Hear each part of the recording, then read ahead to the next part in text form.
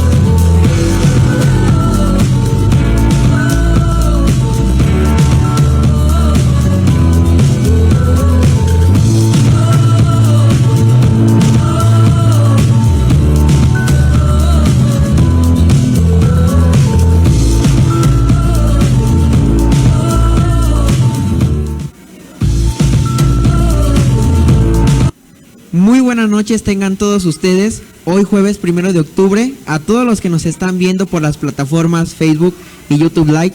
Nos encontramos en la Casa Pastoral del Señor de la Misericordia, aquí en la Cuna del Prodigio en Ocotlán, Jalisco. Mi nombre es Elio Arancibia. Mi nombre es América Rodríguez. Y hoy sean bienvenidos a una noche más de este tercer Festival Cultural del Prodigio. Hoy con la conferencia El Prodigio de Ocotlán y la importancia de sus testimonios de la licenciada Marcia Teresa Romero Becerra y con la armonización musical del recital del saxofón de Robert Sachs. Esta noche vamos a empezar con una presentación musical de nuestro querido amigo Robert Sachs.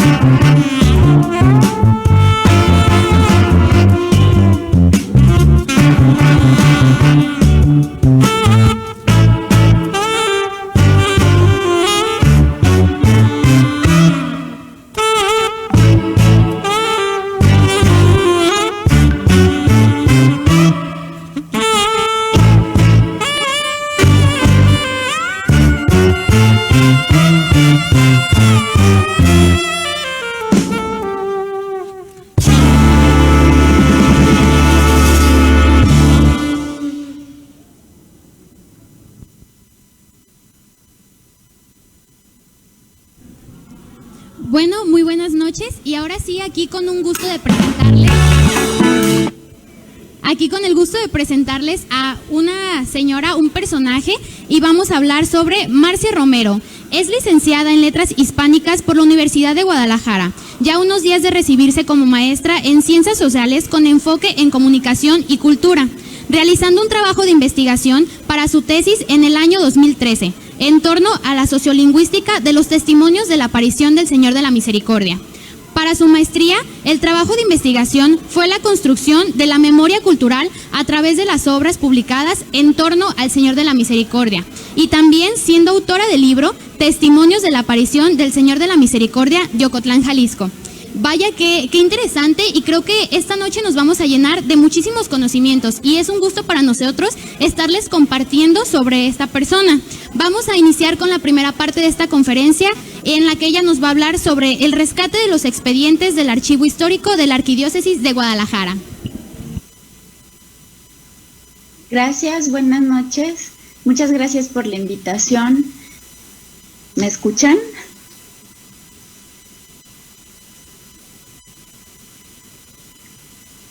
Bueno, esperemos que sí. Voy a comenzar con la presentación para esta charla a la que me han invitado de parte de la parroquia de Ocotlán y toda la organización que existe en torno a estos días de fiesta que comenzaron precisamente, como lo saben, el 20 de septiembre y culminan el 3 de octubre. Así que en este marco, nuevamente agradezco a todos los que están presentes, escuchando, y precisamente a todos aquellos que en esta ocasión se dan la oportunidad de escuchar un poco más acerca de los testimonios de la aparición del Señor de la Misericordia.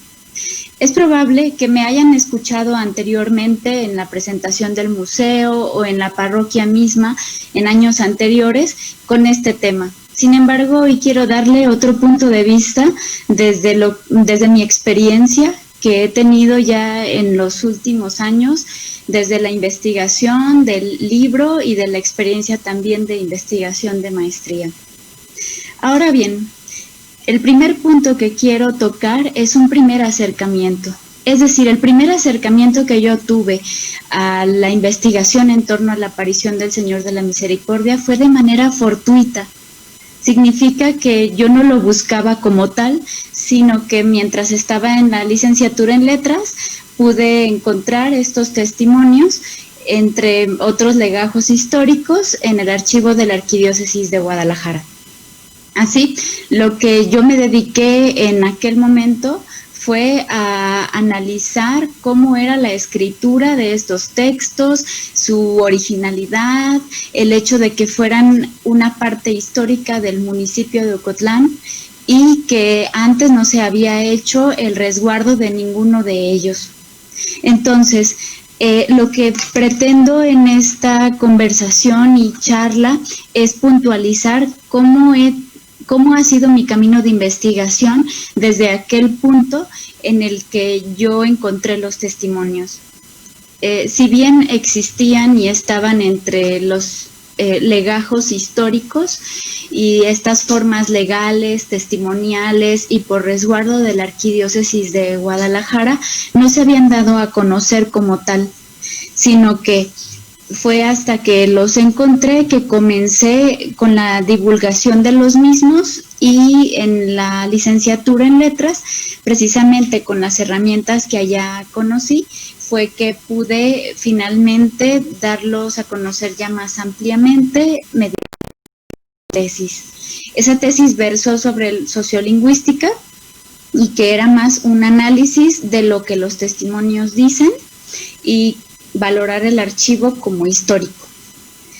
Ahora, quisiera hablarles un poco del estado de conservación de estos testimonios.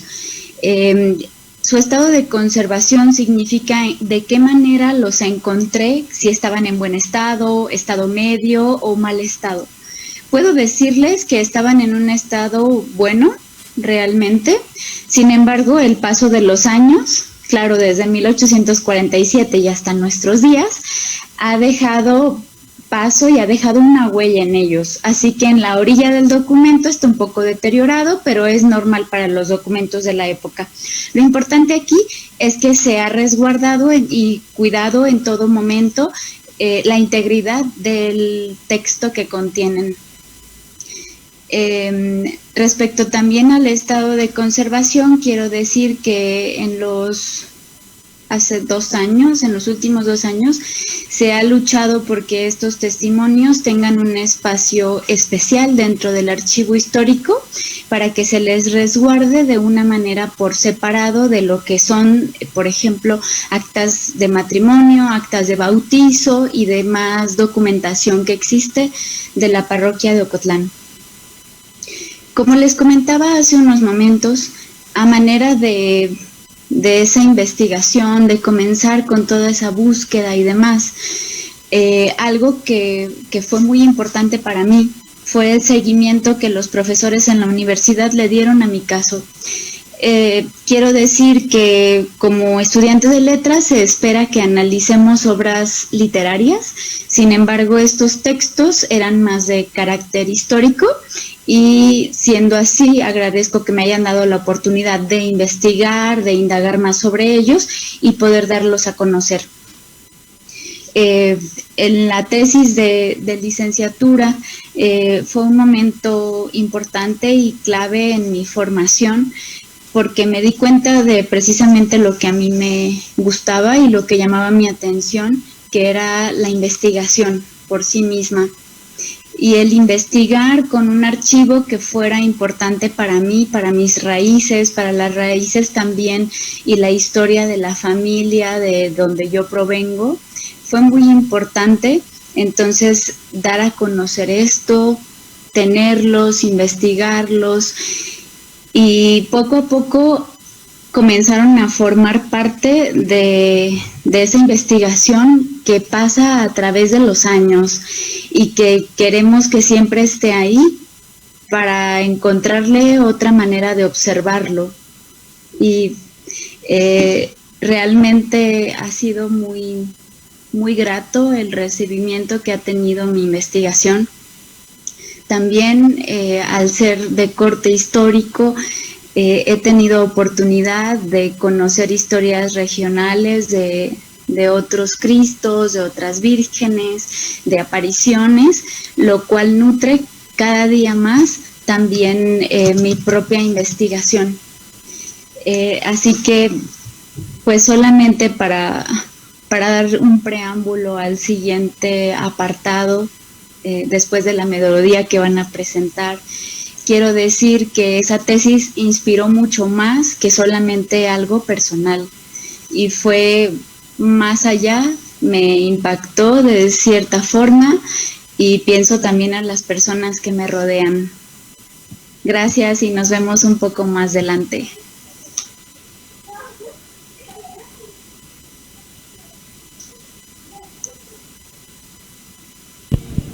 Bueno, Eliu, creo que vamos muy bien en lo que cabe de esta noche, pero para continuar amenizando esta nochecita, vamos a ponerles, bueno, Jonathan nos va a poner una pieza más musical con su sax, así que, Jonathan, ¿nos acompañas, por favor?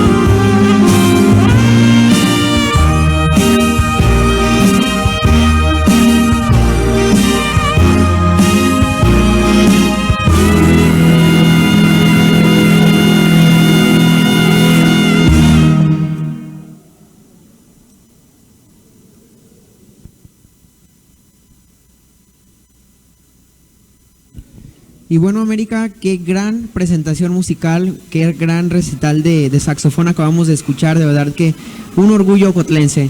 Y vamos a pasar con la segunda parte de esta conferencia, que la licenciada nos va a hablar sobre el trabajo de investigación sobre los expedientes de los testimonios de la aparición del Señor de la Misericordia. Gracias. Ahora continuamos con lo que habíamos dejado pendiente en la parte anterior y el trabajo de investigación en torno a expedientes históricos tiene una parte precisamente bastante valiosa, en la que les puedo decir que una persona que es cercana o está relacionada también con un suceso del tipo de la aparición de un Cristo, se siente incluso conmocionada y bastante emocionada de poderse encontrar con documentos que precisamente muestren esa historia ancestral y esa historia que por tantos años y por generaciones ha llegado por consiguiente hasta nuestros días. Para mí fue una emoción bastante grande y que transcurrió también a lo largo del tiempo en el que yo estuve investigando, que fueron 3 años, para lograr la tesis de licenciatura. Y esta emoción se vio también relacionada con el hecho de que no se hubieran publicado antes los testimonios tal cual se encuentran en el archivo histórico. Para mí fue una gran responsabilidad, de igual forma, el poder transcribirlos de manera literal, que fue la manera paleográfica de poderlos llevar como anexo a mi tesis de licenciatura, y posteriormente, ahora que hable acerca del libro, también al libro. Y fue bastante interesante el hecho de que los documentos me dijeran la historia que por tanto tiempo yo tenía interés, estaba buscando y que no la encontraba de una manera tan concisa como poder ir a esas palabras que nuestros ancestros no escribieron, pero sí dijeron. ¿Y por qué digo que no escribieron? En realidad, pensar que ellos escribieron los testimonios sería un poco arriesgado y un poco raro para la época de 1847. Hay que recordar que muy pocas personas sabían leer, sabían escribir y menos aún tenían acceso a la educación. Respecto, por ejemplo, a nuestros días. Y el hecho de que lo escribiera un escribano, bueno, ahí tiene ya un sentido legal y tiene también un sentido que es crucial para estos documentos históricos. Es decir, que alguien les dé la validez a esas palabras y a esos documentos, a esos testimonios, para oficializar el culto, por una parte, y por otra, para que a través del paso del tiempo se pueda garantizar que esos textos, esas letras, esos escritos, o bien esos testimonios orales, se conserven y se preserven de una manera más íntegra. Esa investigación, como estoy comentando, precisamente se valió en su momento de técnicas de investigación documental, de técnicas incluso de la lingüística, y ello dio pie 3 años después precisamente a que se publicara un libro. Eso es lo que me refería en el apartado anterior acerca de cómo los testimonios me dieron pie para llevar a cabo la divulgación de ellos mismos. El hecho de que yo tuviera la intención de publicar un libro en todo momento estuvo nutrido por recomendación de las personas e investigadores que me vieron hacer esa investigación y que estuvieron cerca de mi proceso. El hecho también de publicar el libro con el apoyo de la parroquia de Ocotlán. Fue muy importante porque precisamente quería dar a conocer esos testimonios que están dentro de la institución de una manera más privada y que solamente aquellos que tengan ese objetivo de investigación histórica pueden consultar para así darlo a conocer en general a la población. De verdad que la experiencia que tuve de transformar o pasar de una tesis a una obra publicada fue en todos los sentidos enriquecedora, puesto que antes del libro la tesis solamente podía ser leída por unos pocos, o por unos pocos que conocieron o supieron que yo había publicado. Y con el libro se dio una mayor apertura a que se pudiera consultar por el público en general, que se pudieran acercar a la obra y que tuvieran esta parte histórica por un lado y por otro lado los testimonios como tales. Quisiera mostrarles el libro para aquellos que no lo conozcan. Pienso que ahí se ve. El libro se titula Testimonios de la aparición del Señor de la Misericordia de Ocotlán, Jalisco. Este libro fue publicado en 2016 y es un libro que desde mi punto de vista compagina y hace esta complementación entre lo histórico, que si bien ya se había abordado de una manera, en este caso, más particular respecto a la situación que se vivía en ese año de 1847, y por otro lado, los testimonios que son la valía del libro. Ese es el valor que tiene como tal. Por ahora vamos a tener una pequeña pausa de nuevo y vamos a regresar entonces hablando un poco más acerca de la fuerza o el poder que tienen los testimonios y el peso del documento histórico, y sería para culminar esta presentación. Gracias por seguir aquí.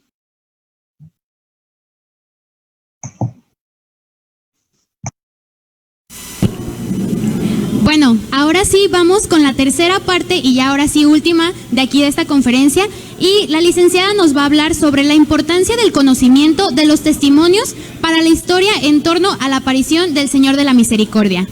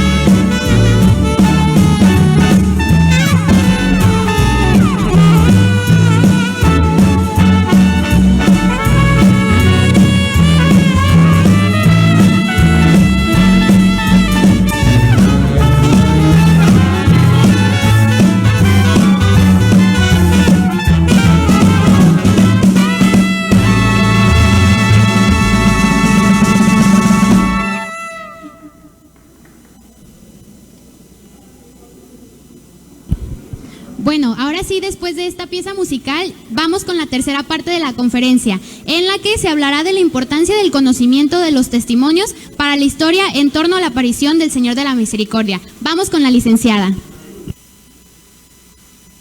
Continuamos entonces con esta tercera y última parte en la que me gustaría hablarles precisamente, como lo comentan, de cuál es la importancia de los testimonios para la historia.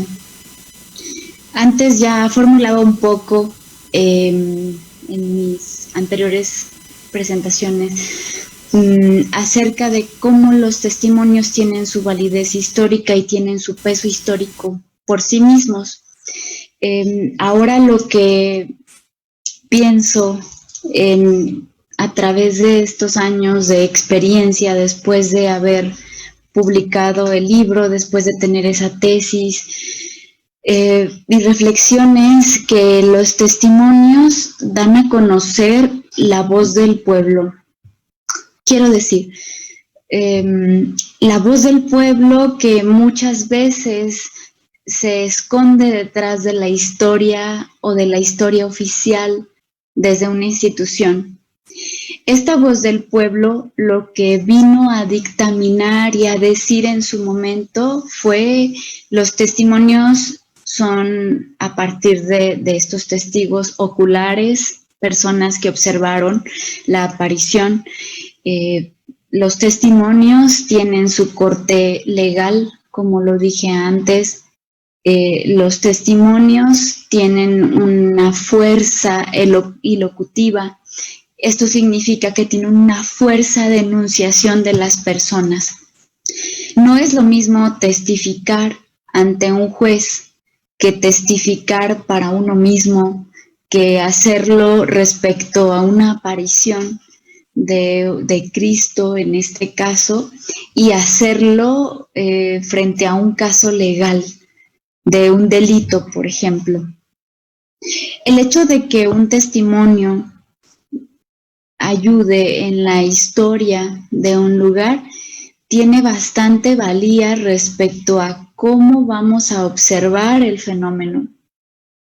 Y así tiene tanta valía y tanto valor que estos testimonios lo que enuncian y lo que dicen dentro de sus letras y dentro de lo que quedó escrito para la posteridad es precisamente que observaron el fenómeno, y según se dice, miles de personas, que solamente testificaron un total de 48, sí, porque se seleccionó a los testigos. Es decir, en un proceso testimonial se selecciona a los testigos que cumplan con las características. Vamos a pensar las características que tiene en este caso un testigo para 1847 es precisamente que sea hombre, que sea mayor de edad, que tenga alguna profesión o algún oficio que sea bueno en la comunidad y que otras personas lo reconozcan como una persona en la que se pueda confiar, por ejemplo.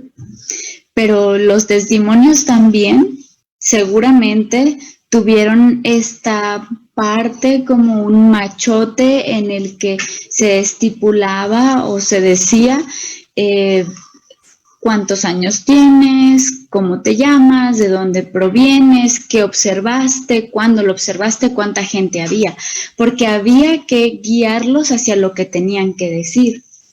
Con esto no quiero decir que se les guió acerca del tema, sino que esto está dentro de todos los procesos testimoniales. Hay que dar un tipo de guía para que las personas puedan estructurar sus respuestas. Y esta es la valía histórica. Nos están hablando muchísimo más que solamente de la aparición. Nos están hablando cómo eran las personas, qué hacían, qué pensaban, cuántos años tenían, cuál era la esperanza de vida en ese momento, el hecho de que solo participara, por ejemplo, una mujer, que se descartara ciertos testigos. Todo esto se puede encontrar en los testimonios. y no lo dice explícitamente, pero al leerlos podemos encontrar que hay una mujer, por su nombre, por toda la especificación que se da de ella, que hay personas que estuvieron ahí, pero no cumplían con los requisitos, entonces no se les consideró. Entonces, quedémonos con esa parte de la voz del pueblo, está en los testimonios. Esa voz del pueblo que años después sirvió para oficializar el suceso en 1911, que también sirvió para que hasta nuestros días podamos leer entre nuestros ancestros con sus apellidos, que hoy siguen resonando en Ocotlán, su participación, quiénes eran, dónde vivían, de dónde provenían. Y ahora también encadenado con esto, lo que quiero comentar ya por último para concluir esta presentación es acerca del peso de los documentos escritos resguardados. Si consideramos, por ejemplo, documentos escritos que tengamos en nuestra casa, cartas quizá de nuestros abuelos, de nuestros padres, tienen un valor para nosotros porque nosotros los conocemos, los conocimos o nos hablaron de ellos y entonces vamos a hacer todo lo posible por cuidar estos documentos, incluso, por ejemplo, fotografías, ¿no? Pero ¿qué pasa cuando una institución como la Iglesia Católica y la Iglesia Católica en México resguarda o ha conservado por cientos de años documentos de los que las personas de las que se habla ahí ya no sabemos quiénes son, ya les hemos perdido el rastro y ya no tenemos esa comunicación o contacto? Es más, no tenemos ni el impacto que esos textos pudieron tener en su momento. Precisamente el haberme encontrado con los testimonios me dio pie a pensarlo, como aunque no los conozco y aunque no conocía a esos testigos y aunque me parece que no tengo ningún familiar con estos testigos, para mí tuvieron el valor histórico por sus palabras, por una parte, por otra parte, por el suceso y lo que el suceso significa para mí, para mi familia, y como en tercer punto, ya por último, es que esos documentos han sobrevivido al paso del tiempo y a pesar de todo y todo lo que se ha pasado, las calamidades, las guerras y demás, todavía existen hasta nuestros días. Así que me parece es momento de reconsiderar que los testimonios que son los testimonios una voz que no está muerta, que está viva y cada vez que los leemos, esa voz revive y cobra otra vez la fuerza que pudo haber tenido en su momento, en el momento en el que fue un documento central, que decidió guardársele en cierto cajón, en cierto expediente, en cierto legajo que se le incluyó dentro de la historia de Ocotlán. Así que esta es mi última reflexión por hoy. Espero verlos pronto, que me vean pronto. Muchísimas gracias por escucharme, por estar aquí, en sintonía a pesar de todo lo que está sucediendo afuera. Y esta transmisión ha sido posible precisamente a esta tecnología y a esta manera en que vamos a poder resguardar esta charla del día de hoy. Bueno, ya iba a terminar, pero veo que hay una pregunta acá. Los testimonios, me preguntan los testimonios en qué año yo los encontré. Los encontré en el año de 2009 y fue en el Archivo Histórico de la Arquidiócesis de Guadalajara. Si bien se habían encontrado antes estos testimonios, yo sé, por el padre Galán, por el padre Chiquito también, no se habían dado a conocer por ellos de manera íntegra y completa. Eso es algo que hago mucho énfasis en mi tesis y en mi libro. Los doy a conocer totalmente, con todo lo que encontré en el expediente. No quité nada, no hice ninguna modificación, como les comentaba antes, incluso transcripción literal, para que lo puedan tener ahí a la mano y se hagan futuras investigaciones.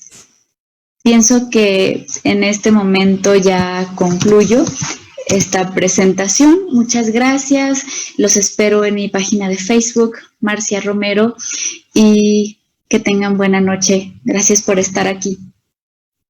Saludos.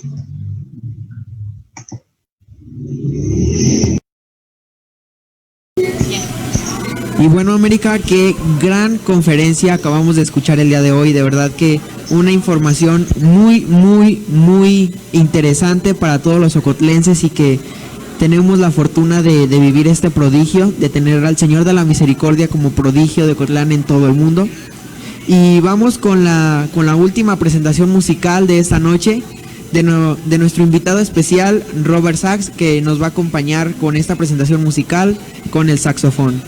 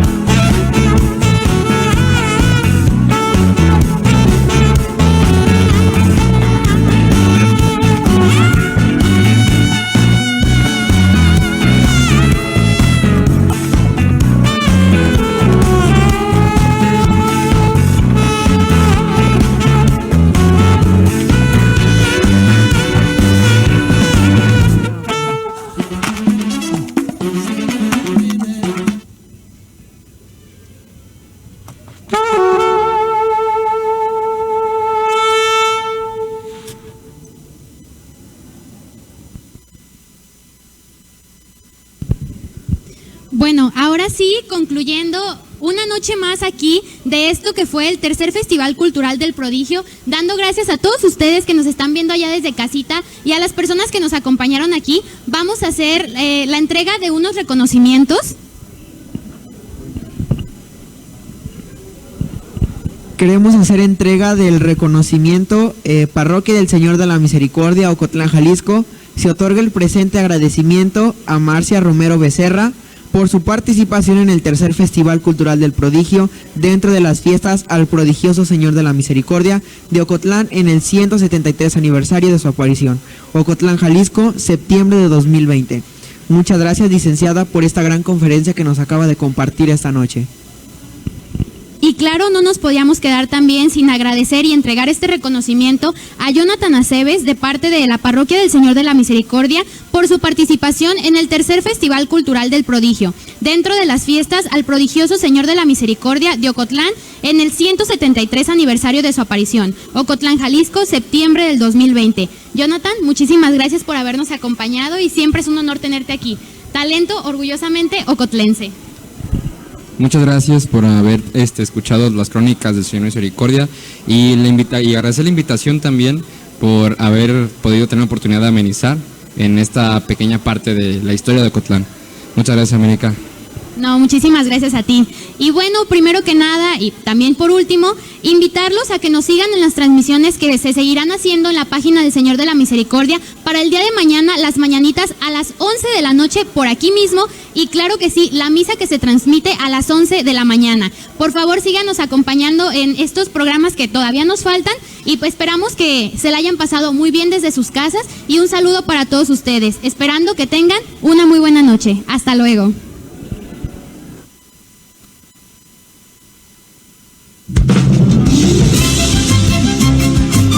Las calles lucen vacías, pero nuestro hogar resuena de alegría. Celebremos 173 años del milagro que cambió la historia de México. El Prodigio de Ocotlán. Fiestas en honor al prodigioso Señor de la Misericordia. Del 20 de septiembre al 3 de octubre. Ocotlán, México.